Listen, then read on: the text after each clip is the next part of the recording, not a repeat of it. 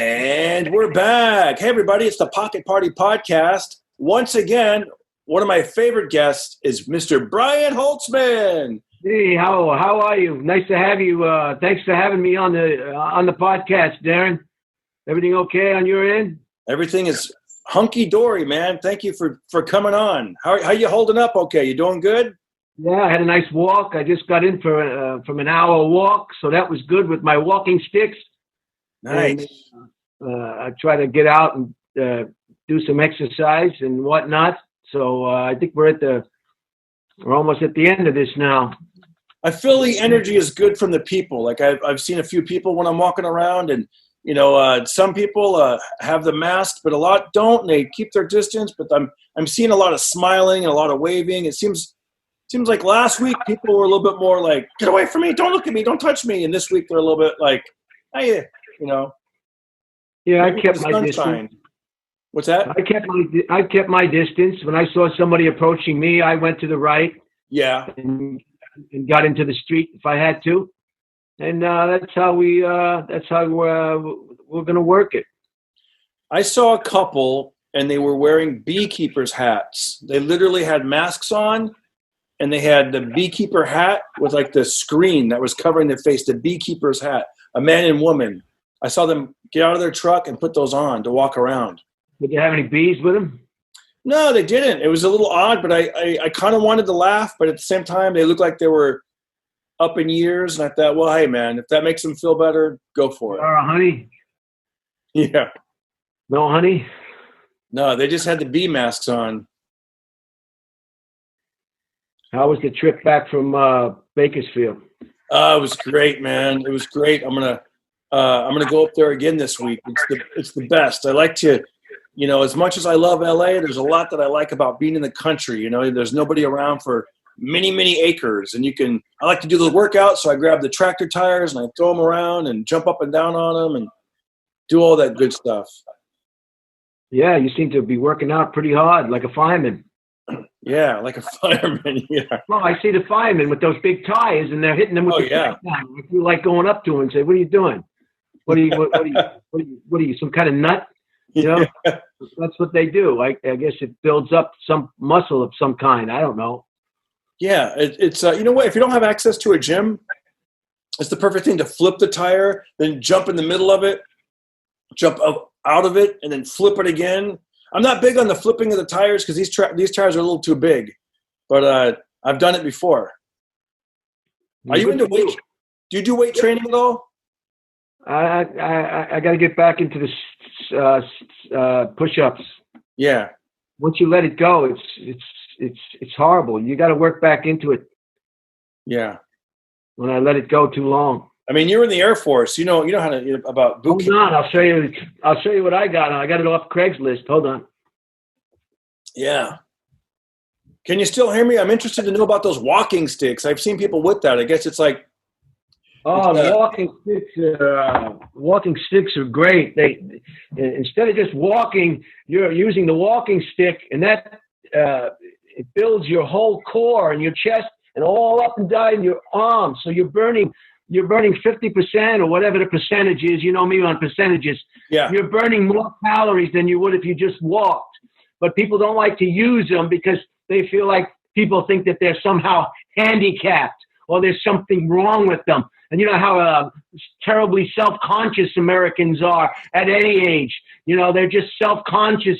They're always thinking about people that have no, they're not even in their wheelhouse. They don't even care about you. Nobody cares about you. But they're very, very ashamed, like when they're waiting for the bus, they don't want to let anybody know that they're waiting for the bus. So they kind of get away from the bus stop. Everybody's so self-conscious and they don't realize why. It's your life. It's your life. That's the best gift I ever gave myself. I remember I was in community college and I walked into the library and it was a big center. I mean, there was like hundreds of students. And I literally was standing there and I looked around and I thought, not one person is looking at me. Why am I self-conscious? This is stupid. And I let it go. I in fact, at that time, I thought, I came up with an idea for a joke. I said, you know what? I'd be self-conscious if I was a clock. because people look at clocks. They look at clocks all the time, but they don't really look at each other. And if they do it, they just make a quick, they look and then keep looking. They don't care. Who cares, right? People are so self-absorbed. They don't really care about anything except themselves. So anyway, here is the perfect push-up. If you can see it, can you see it? This spins around, see? So you can do it like this. You can turn it like this. It gives you the perfect push-up. Takes all the stress off your wrist. You can't go wrong if you use this. They have different styles. I got these on Craigslist. I went over to the guy's house. He said he had a back problem of some kind, and he was no longer able to use these. They're brand new. Look at the big cushion there. Oh, that's great. And they spin. They spin. See the way they spin? It's called the perfect push-up for a reason. It's a perfect push-up. You can't do it wrong. And they have different types, different styles. And I think I picked these up for like $9. They were $10. I think I got them down to $9.10 or something. Yeah. I'll give you $9, you know. So this is the perfect push-up if you want a great exercise. But this coronavirus is just giving me, I guess, and a lot of other people, time to read books that you hadn't had time to read. Yep. Sleep late, watch television, do some exercise. You know, it's just. Hey, I want to show you something. I was going through some of my old paperwork and memorabilia. I'm going to show you a photo and talk. So on Brian's podcast, it's called Dead Air with Brian Holtzman. I've been lucky enough to be sort of a co-host on there. I'm lucky to have you. I'm lucky to have you, Darren. Thank you. And a big part of the show, we call it items of interest. And so far, it's been, you know, news articles or just fun. You know, it's right down the middle. Nothing. Not news. Oh, not news. Yeah. Items of interest, please. Items of interest. Yes. But anyways, and then oftentimes, and the show is evolving, and Mr. Holtzman will come in and he'll be like, "Here's an item of interest," and he'll bring like an old letter that he got in the Air Force, or maybe it was, you know, and I found something that would be an item of interest. They had a contest in my hometown newspaper.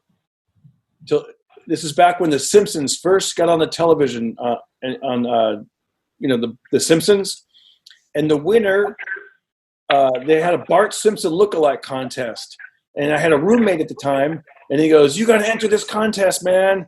So I entered the contest. He took a Polaroid picture. We sent it in. Brian, I won $100. I was the winner of a Bart Simpson lookalike contest. What year was that? This would have been 1990, I believe. 1990. Post losing your hair? Or, I had a lot of hair. I'm going to show you the photo right now. Look at this. Here we go. Ready? 3, 2, 1. Winner of the Bart Simpson lookalike contest. Here he is. Wow. Look at all that hair. Look at all that thick hair. Where did it all go? Very good. You won hands down. Dude, I used to look like Bart, and now I look like Homer. Holy cow. Don't. Very good. Thank you. $100, huh? That was one of my earliest jokes, too. I used to say, "Hey, guys, I won $100 in the Bart Simpson lookalike contest. The money's gone. The contest is over, and I still look like Bart Simpson." Right. Yeah. Very good. I saw that. I was like, I got to show you that one. That was my Bart. And then look, here's my very first Hollywood headshot. Wow. Very nice. They got a thick head of hair. It just went away. I know. It looks so thick. That looks like somebody's hair that wouldn't go away. I mean, I do have hair still, but you might as well just shave it, because it's like, you know, I was hanging on, trying to pull it, and, you know. But you're never going to lose your hair, you know. You're out of your 30s, and you got a thick, full head of hair. You're good to go. You want to see my yearbook picture? You got it? You want to see it? Yeah. You got to ask me nice. Yes. We would love to see Brian Holtzman's yearbook picture. All right, I'm going to leave the Zoom right now. So okay. If you don't see me, I'm going to get the book. Okay. Fortunately, I live in a residence where I only have to take 2 steps, and I'm in the library. Okay. Yeah, I don't know if he said library or library, but that's kind of cool. All right, so there's that headshot, and This one makes me laugh. Oh, did I put it away? Oh, I think I put it away. Okay, I'm back. Oh, he's back. That was fast. Well, when you live in a mobile home, here's another one. All right, very good. How'd you like that creeping through your window at night? You're trying to take a shower and you see this guy pop in. Look. The rooster. Call the authorities. I know, call the authorities. That's funny. Were you in any? Did you play any sports in high school? Oh, I played them all. Yeah. I played sports, but as far as on the team, I was on the track team, the cross country team, wrestling, swim team. All right, get in there. Let's put it right up to the lens. Trying to find you. Wait. Oh, wait. Come closer. Is that you? Yeah. Wow. Brian Holtzman. Put it right up on the lens. That's amazing. Wow. That's cool. Somebody told you to aim high. Somebody signed it and they wrote aim high. Commander in General Douglas MacArthur High School, Levittown, Long Island. Class of 1980. That's cool. Nice. You had the nice collar happening. That was cool. So I got today's a big day, Darren. I don't know if you know, but April 14th in history today, a lot of special things happened today on this date. Do you mind if I go through them? Is that Please do. Please do.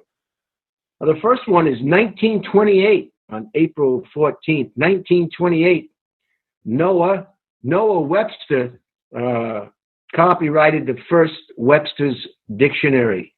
Wow. That's incredible. I wonder if he did that by himself or had a team of people working with him. I mean, to document every word and what does this word mean? And that's a lot of work. That's a lot of work. It sure is. It's more than just writing a postcard, that's for sure. Yeah. In 1860 now, the Pony Express, we talked about this earlier on the phone. The Pony Express made its first trip to San Francisco. That's incredible, man. I think the Pony Express is only around for 18 months.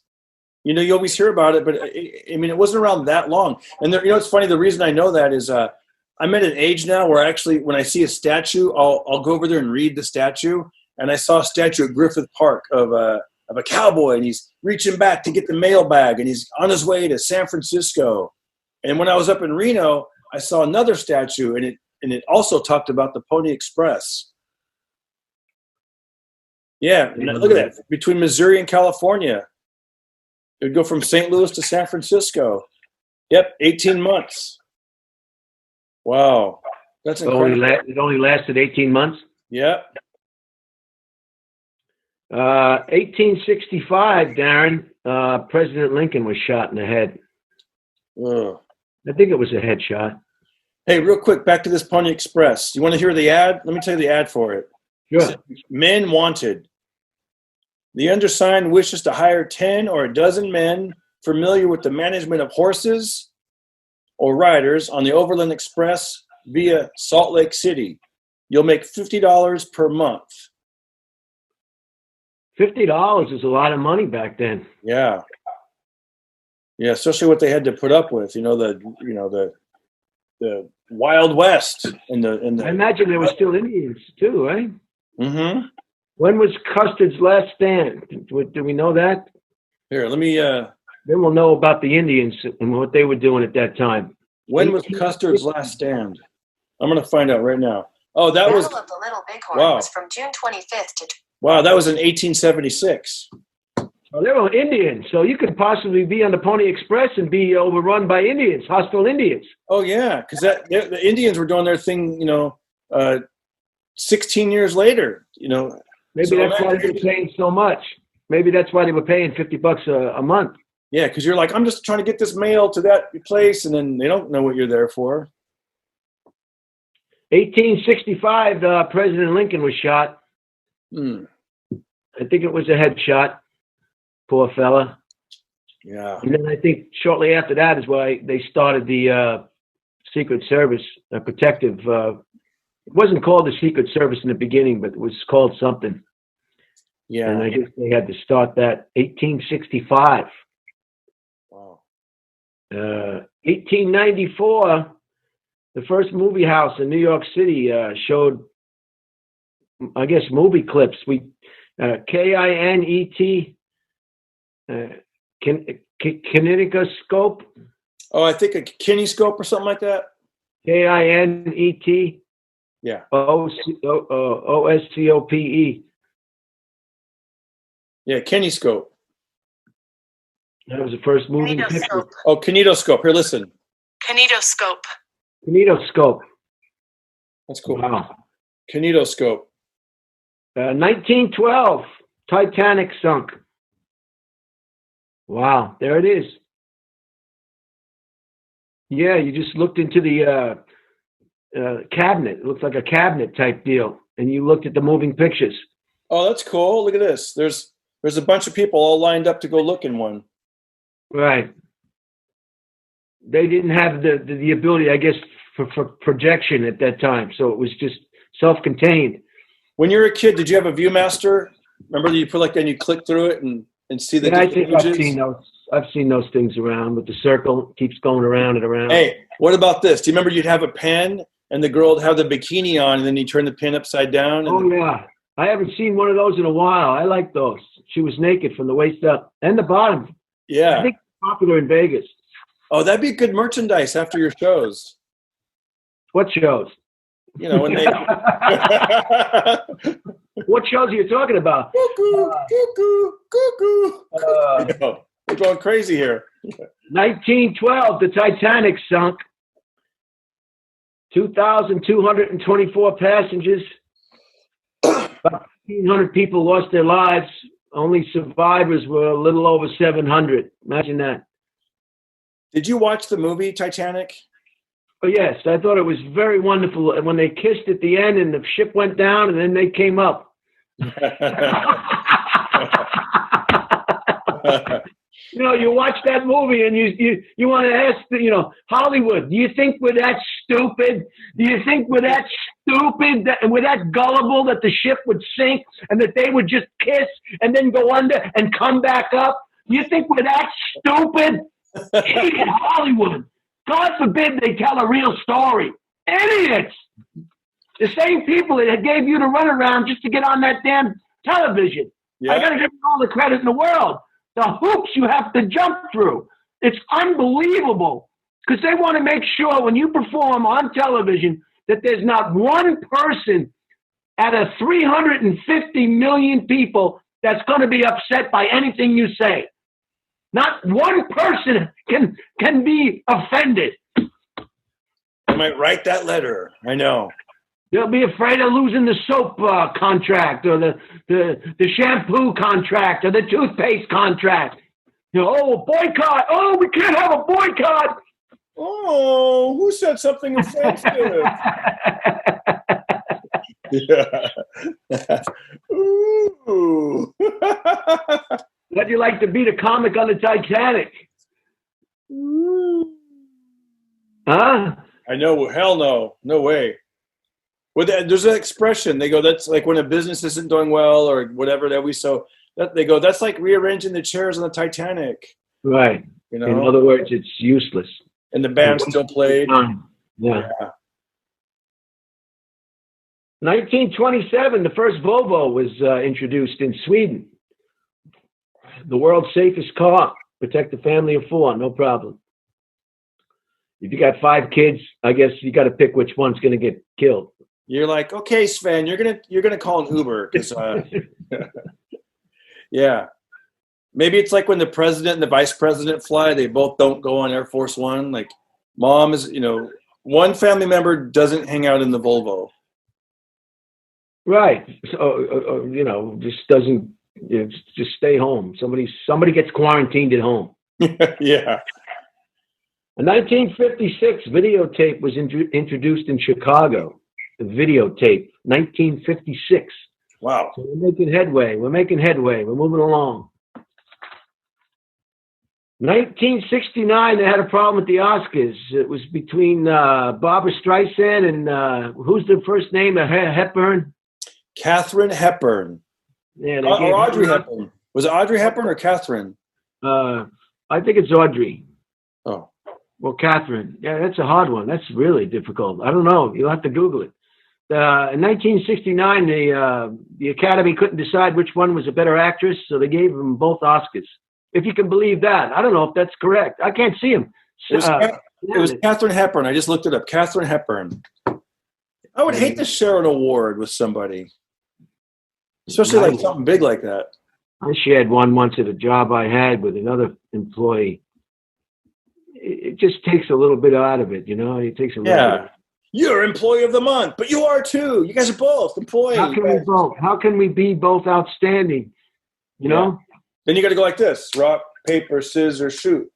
Rock, paper, scissors, shoot. By the way, did you know that? This is good. I'm going to prove my point.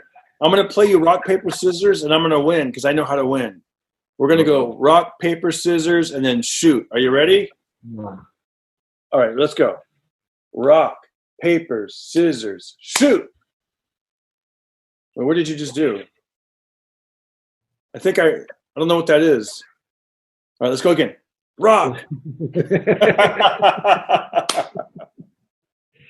1988, the Russians signed a little contract and they were going to withdraw their troops from Afghanistan in 1988. So you see a lot of things happen today on the 14th of April. A lot of things happen. Very exciting day in history. Not as exciting as this, what do you call this, a webcast or a podcast or a Zoomcast? What do they call it? I call it a podcast because I don't know what else to call it, but it's a podcast that's on YouTube. So is this the way you're going to do your podcast from now on, even after this? I don't know. I think I might do. I kind of like the balance of both. I love the visual element. People like to watch it, and I think I'll still do some just audio only ones. I'm a big fan of the audio only ones, but it sounds a little clearer, and I'm able to get right there. But then, people love to be on YouTube and watch these videos, so I'll probably have fun today on Dead Air. Excuse me? Did you have fun? Did you have fun today on Dead Air? Dude, it was great. It was great. It really was. It's like we didn't have too much dead air today. No, it was cool, right? It started a little slow. I wouldn't say it started slow, but we're kind of getting our rhythm, and then boom, we were off and running, and we had so much fun. The different things we talked about. It was great. Red Band is great.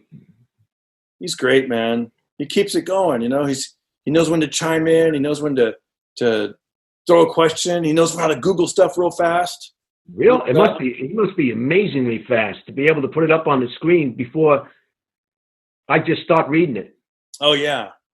A lot of people think I memorized all that.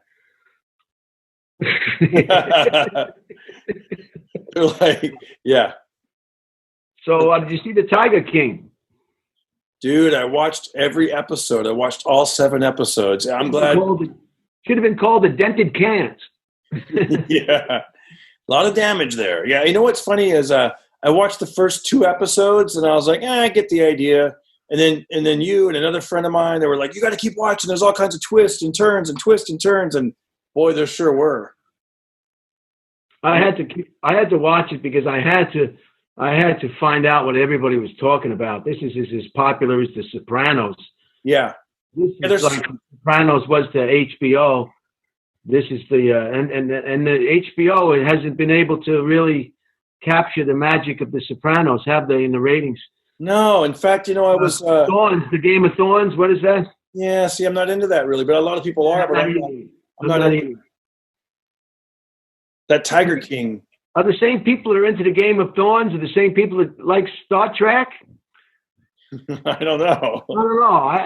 I'm starting to watch Star Trek now, the original on H&I. You know what? I'm right there with you. Like they've made so many good programs in the past that I'm either revisiting those old programs or music, and I'm like, what is it about this particular artist that everyone, and then you go back and you listen to their music and you're like, okay, I get it. I get why they were popular. They're very good. Like in school, growing up on Long Island, I'd see some of my fellow colleagues in class with the Led Zeppelin jackets, you know, and with the long hair, and they'd be smoking pot every 5 minutes. And, you know, they were stoned before they got to first period, and then they were stoned the whole, it was, we called our high school the factory. They cleaned it all up after we had graduated, but they called it a factory. Anyway, and I saw these Zeppelin jackets, and sure enough, when you listen to the music, you realize that these people had given up their whole youth, their whole educational possibilities for this rock band. That's how good the music was. They forego their whole lives.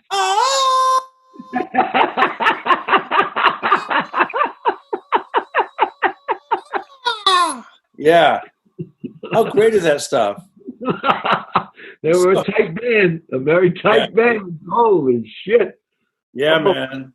Same thing with like Ozzy Osbourne. I knew Ozzy's stuff in the 80s, and then in the last 10 years I've been listening to on Sirius XM I've been listening to his channel, and man, it's like Black Sabbath, all these great songs. I'm like, what's that? And it's like, War Pigs or something. I mean, these great songs, like stuff that I just missed. And that's why it's good to go back and be like, what did I miss? Oh, wow. Mm.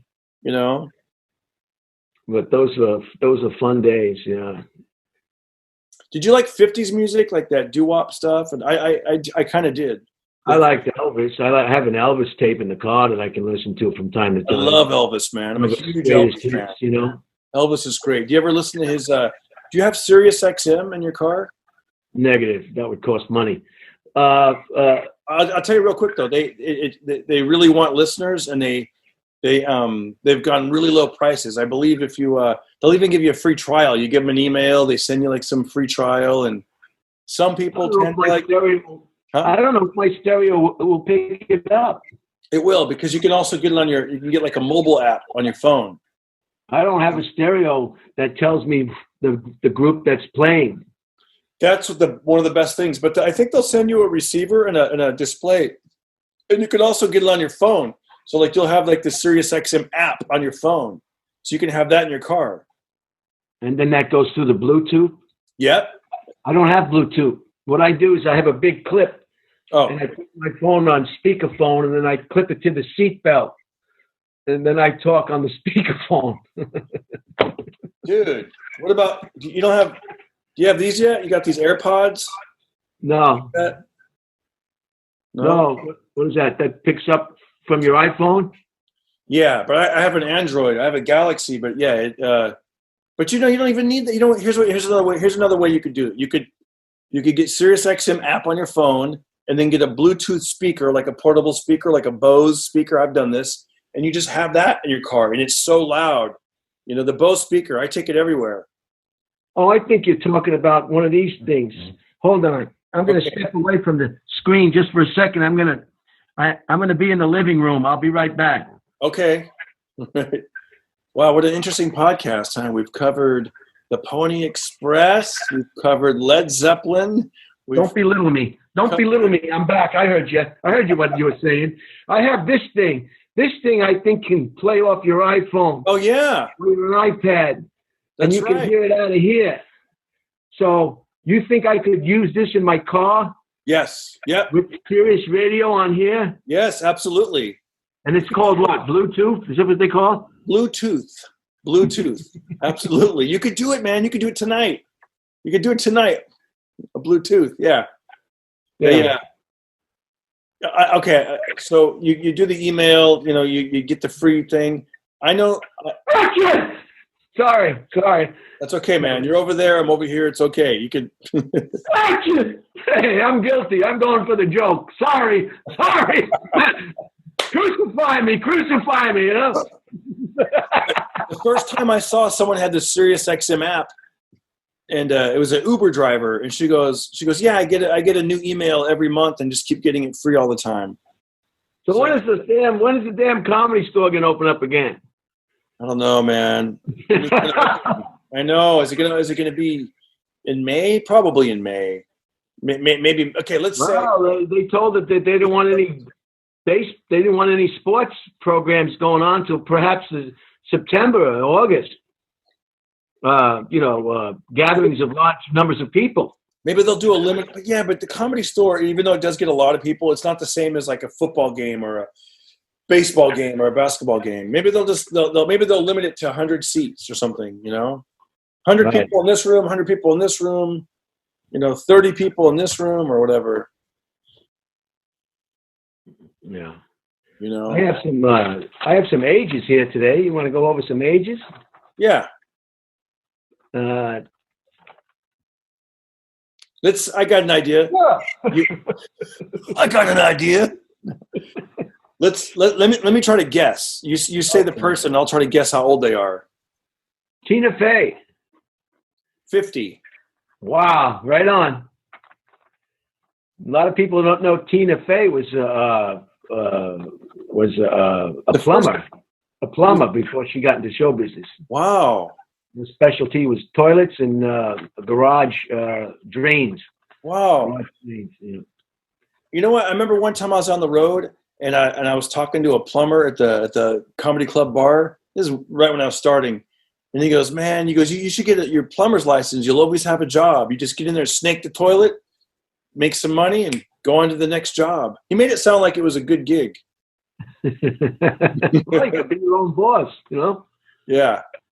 Oh, can I tell you a story? I got to tell you a quick story. Oh, sure. Go right ahead. It's your podcast, I'm a follower, I'm not a leader. So I was at one of these independent hotels, and it was in the Bay Area. And I remember they would pick you up for the from the airport in the hotel's limousine, right?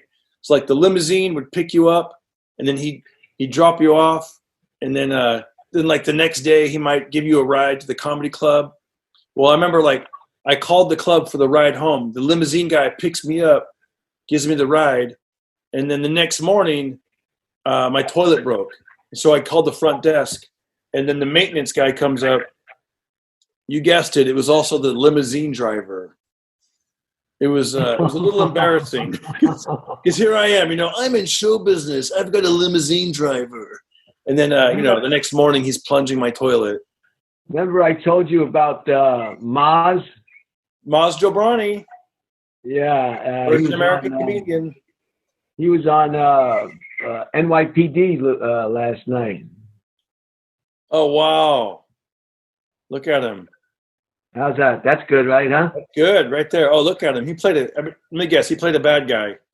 Well, he not so bad. He was a doctor in Pakistan. Oh, that's good. So when he came to America, he worked at a dry cleaner, but he was able to still take bullets out of people's. There he is talking to Sipowicz. Sipowicz. That's cool. I want to meet that guy, Spitzowitz. Hey, by the way, I'm joking around about all this. Hey, technology, and there's actually a thing that says share screen. I don't know how to do it, but there's a way we can have these images and have them pop up on the screen. I don't know how to do it. You and I are just doing our, but I did a podcast last night with this guy that knows all this technology, and he kind of like overtook my whole show. Like he's like, check out this show I was on, and then the whole screen. I mean, he knew what he was doing, man. I don't know how to do that, but whatever. I'm enjoying this. You should have inquired, told him to teach you. Yeah, he told me a little bit about it, but it was still hard to, gather the information. Uma Thurman. Guess how old Uma Thurman is? 50? Man, right on. Ding, ding, ding, ding, ding, ding, ding, ding, ding. That's good. I guessed it. I saw a game show yesterday. I don't know what it was. Some stupid game show. And the host made it. He made $15,000 sound like $10 million. And you have a chance to win $15,000. Yeah. Lousy show. All those sponsors, and all they can scrape together is 15 after taxes. What are they going to give you? I know, $7,000. It's like, come on. Naomi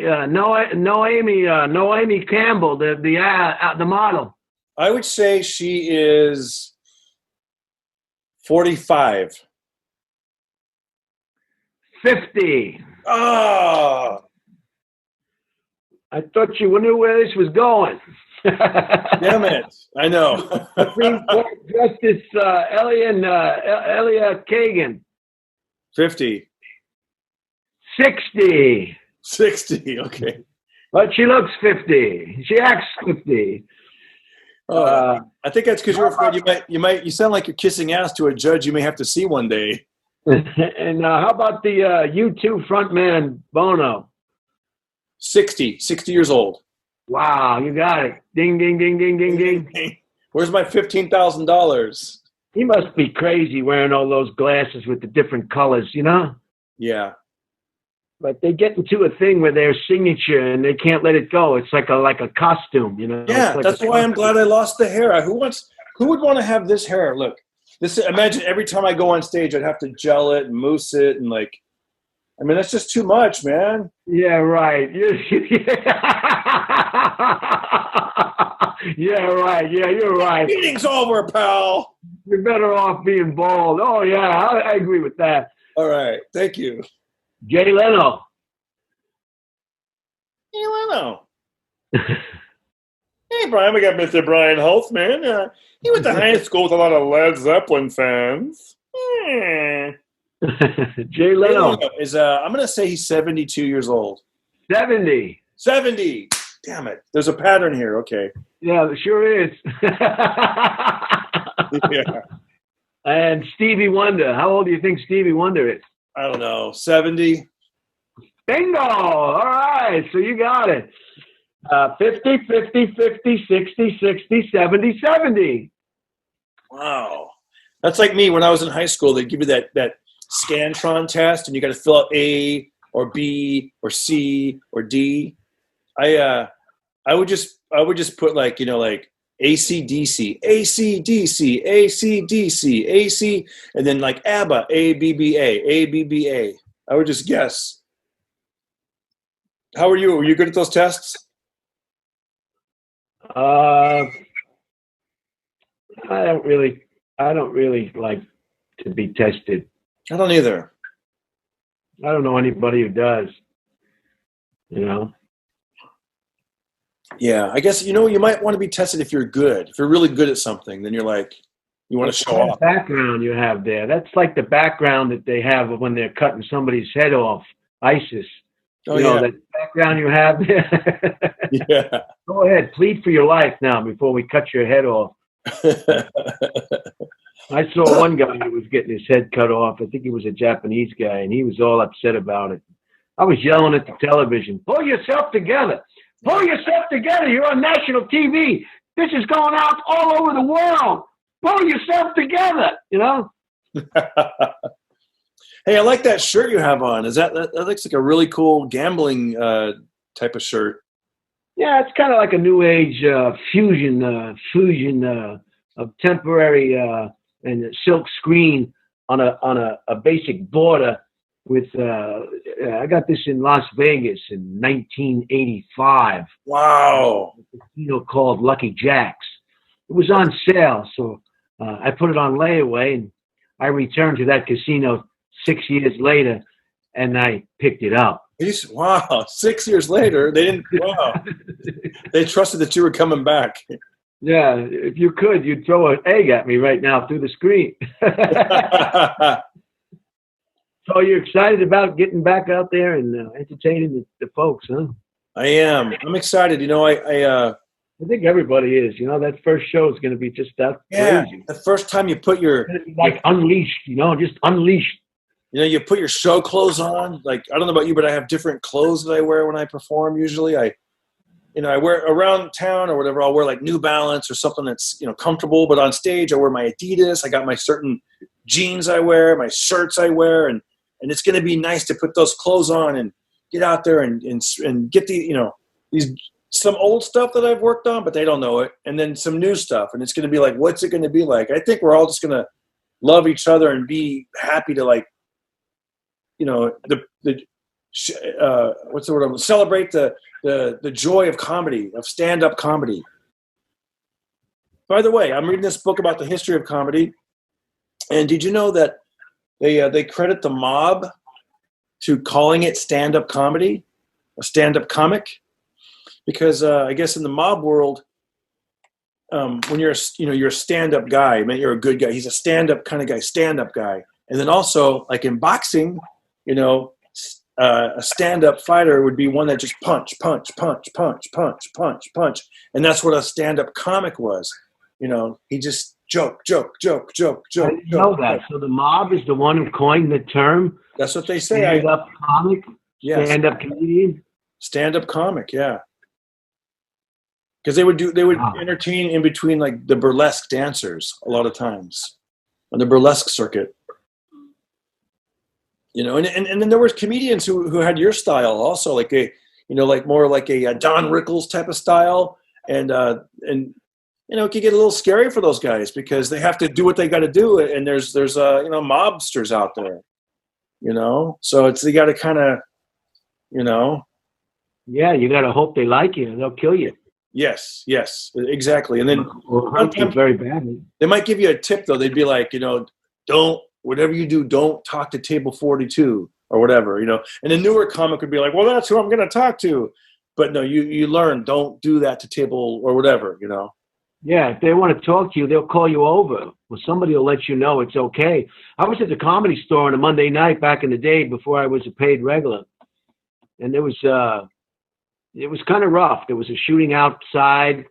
And, at one point it was, there was a guy, a big black guy. And he was getting ready to leave or something. And I said, hey, come on, don't leave yet. I haven't been on yet. He said, get the, man. He wasn't having it. He was a mean guy. Were you on stage when you said that? I mean, were you a comedian? I was like in the back room. Oh, you weren't even like, oh, okay. And he wasn't having it. He was like, get out of my face. Did he actually punch you or push you? No, but he was, he was very, very mean, Yeah. You were like, come on. Yeah. Yeah, man. I was happy and he wasn't particularly happy. Yeah. It was tough, man. It was tough. Hey, give me let's do a couple items of interest and we'll wrap this baby up. All right. Okay. Yeah. Let me pick out a couple of good ones. Oh, here's some good ones over here.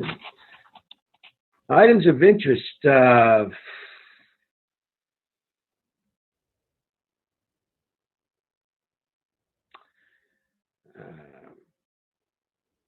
Hey, real quick, as you're looking for that, has there been any celebrities that you've seen at the Comedy Store that you're like, wow, they're right there. This is pretty cool. I remember one time I did the main room at the Comedy Store, and the Fonz, Henry Winkler was in the audience, and I got to shake his hand over by the exit. It was really a neat experience for me. I saw the Fonz and the Happy Days crew in Okinawa when they came to do a USO tour. Wow. It was in the early 80s. That's cool. One of the biggest thrills I got is, I guess, because I was with my mother. We were outside the comedy club. It was daytime over near the Hyatt. And we saw Soupy Sales. Wow. That must have really made your mom's night or day. That's really cool. And we went to the Latino Laugh Festival where I think we originally met in 96 or something. Yeah. And my mother was very excited. She met the Chips guy. Eric Estrada. We met Eric Estrada, and she was very, very thrilled to meet Eric Estrada. Cool. You know what's funny is I've actually become very friendly with him since we did that program. I remember running into him at Toys R Us in Burbank, and I would do some of those police fundraisers, and he loves comedians. And he's a cool guy, man. Guy's a very cool guy. I had lunch with him one time. Actually, I had lunch with him, and he had a Rolls Royce. And I remember we had lunch at Porto's Cuban Bakery right there in Burbank, right there on Hollywood Way. And he goes, yeah, meet me at 12:30 or whatever. And we had lunch. And then afterwards, he goes, hey, I'm going to go pick up some potted plants and at the Do It Center or whatever it's called now. I don't know what it's called. And I said, hey, can I go with you? And he goes, sure, come along. So I got to sit in his Rolls Royce. We drove the 3 blocks to the hardware store. And we walked in. Apparently, he'd been there before, and everybody wanted photos with him, and they wanted to like wave at him, and everybody was so friendly. And he was really just a nice guy, man. Like just giving it back to the people. Yeah, I'd rather have one good show like that. Yeah. That the fun lasts for a lifetime. Yes. And be somebody that works continuously in things that perhaps aren't as memorable. You know what I mean? I remember being a kid, and he would be on the cover of TV Guide magazine, you know? Like Check It Out. Remember Check It Out? Yeah.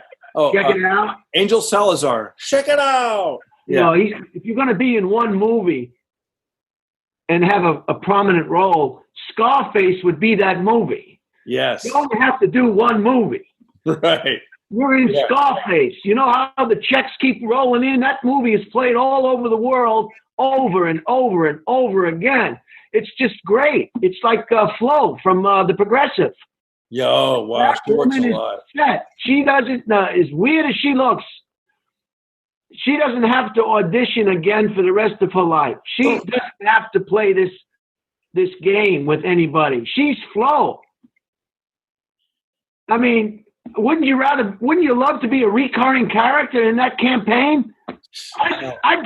I'd give my pinky, cut my ear off. You know, I don't know, remove my nose. You know, to be a recurring character in the. I'd cut my hair off. Oh, wait. I wouldn't go that far. Yeah. Ooh. But Soupy Sales and Eric Estrada, and of course, what's his name? I got to see him. I don't know if we communicated this, but I saw him. Ron Jeremy. No.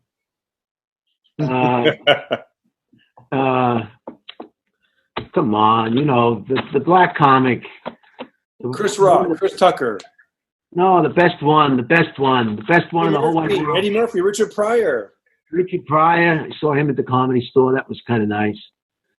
And I saw Dick Gregory. One time Dick Gregory was watching me while I was in the OR. Wow. He said some beautiful things to me. And that was real nice to have somebody of that caliber. Yeah. I mean, he was no ham and egg, you know. That was Dick Gregory, if some of our younger viewers are not familiar with his work. But he was a groundbreaker. He broke ground for a lot of the comics that came after him. He was the first comic that played the Playboy clubs in Chicago, and he actually got heckled. People would heckle him with the N-word. I mean, this is back in the early 50s or what have you, you know. And Dick Gregory, I met him, and he was another great, just a domino. People who are just more than just one thing, you know. He was a weight loss guru. He was an actor, an activist. He was a talented comedian. He was just a civil rights champion, just like Maya Angelou, and just fascinating. I wanted to ask you about your movie. How many days were you on set for that? So I'm in the movie Be Cool. How many days were you on set for that one? For that one was Be Cool with John Travolta. I had a scene with John Travolta. I was on set for 2 days, and the first day it rained, so I still got paid, but I didn't film. And then the second time, did it all in one day. Was in the trailer in the morning, and then we filmed it in the late part of the morning. But I remember. What was the location? Off Beverly. It was in Los Angeles. LA. It was off Beverly. And how was it when you were up against a famous actor like that? That must have been pretty exciting. It was great. I got to do a scene with Debbie Mazar and I forget the other gentleman's name, and John Travolta. And then because my character interrupts their conversation, I say, "Hello, sir. Come with me, please." And then he's like, "Okay." And he's walking with me. So at one point, it's just John and I on our marks. They're setting up the cameras. And, I got to say, I was a little bit intimidated. People ask me, you asked me earlier about the Tonight Show. That I wasn't nervous because you're doing the same. You're prepared. You're over prepared. But the acting on a big set like that, everything's important. They got cameras, famous people everywhere. and they're like, and rolling, and you got to do your thing. It's like, and then you got to memorize those lines back and forth, the conversation. It was a little How many takes, Darren? Man, I wish I could be like one take, but it wasn't. It was probably like 10 to 20 takes. Because I flubbed a couple lines. Of the same scene, the same camera angle? They're setting up the master shot over my shoulder, over his shoulder. But I remember I kind of got a little nervous, like the first 2 takes. And then John was so cool. He goes, you know what? Let's give him, and he gave him some Gatorade. He goes, give him some Gatorade, and it's a little hot out here, and you're good. And he knew that I was it probably happened all the time with him. And then after that, I was good to go, and it was great. And the director gave me great direction. But I remember driving home. I think he played it just right, because in Hollywood and Beverly Hills, where all those famous people and whatnot, the people that service them, the way it is, the rental car people, anybody that's doing them a service, they do treat them like royalty. Yeah. They don't crack jokes. They say yes instead of yeah, right? Right. Yeah. They don't want to lose their job. They don't want to get a report that this guy was a wise ass, or this guy was this, or this guy was that. So I think you nailed it. You were very professional, and that's how they act around these important people, because this is what these people are paying for. They don't want any, my friend, I knew a guy who used to drive he was a union limo driver. They have those on the movie sets that drive the actors from, and he got to know Jack Nicholson really well. They got along just so great that he put him in that movie, The Two Jakes, I think it was. Chinatown. Wow. He was one of the big thugs that were trying to beat him up. Remember when they cut his nose? Yeah. He put him in the movie. That's awesome. Jack put him in a movie. Yeah, I got to get a hold of that guy. He's in Vegas someplace. They call those roles gift roles, where it's like, it's not a big part, but then they want to give a gift to somebody, like someone they know that needs a break, or maybe it's a friend of theirs, or like if I was a big star in a movie and I'd be like, you know what, I got these 50 actors, they're good, but let me get Brian Holtzman. He'd be the perfect guy to play this character. Well, thank you, Darren. Did you ever go to traffic school when you were a kid? I think I went once at the Comedy Store, and I think I went once in West L.A. Yeah, I went to traffic school every opportunity, because then you wouldn't get the points on your license. I had an idea for a movie, and it would be, but I think it might be dated, or unless it was a timepiece. What if there was like a bunch of traffic? What if there was like a whole movie about traffic school, like different instructors, and why they're there? Like I always thought you'd be a good traffic school instructor in a movie, and maybe you're a guy that's out of the military. Fun job for me. Yeah, I think I would have got a kick out of that, Yeah. Like, it was one of my earliest day jobs when I moved to LA, and it was great because, you have the improv traffic school? No, I did it for some small mom and pop company, but, you have a captured audience. They have to be there to get their certificate. And so I would like give them a little information, tell them stories, give them some information, ask questions, learn to riff. Because either way, we're here till 3:00. So I could either pick up that big, thick vehicle book, or we can kind of go around the room and say, hey, what's your name? Why are you here? What's your alleged violation? And then people, it was great. I'd pull the information out of them. They'd be like, yeah, I was at the stop sign, this cop. And, it was great. It was a great way to learn to communicate without being a stand-up comic, with joke, but learning how to listen and tell real stories.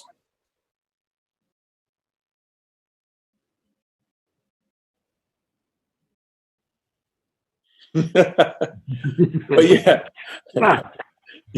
Anyways, I always thought if I wrote a movie, I'd like to have you, but I don't think that would work anymore at traffic school. Who wants to see a movie about traffic school and the different weird teachers? I'd have to change the setting and make you something else.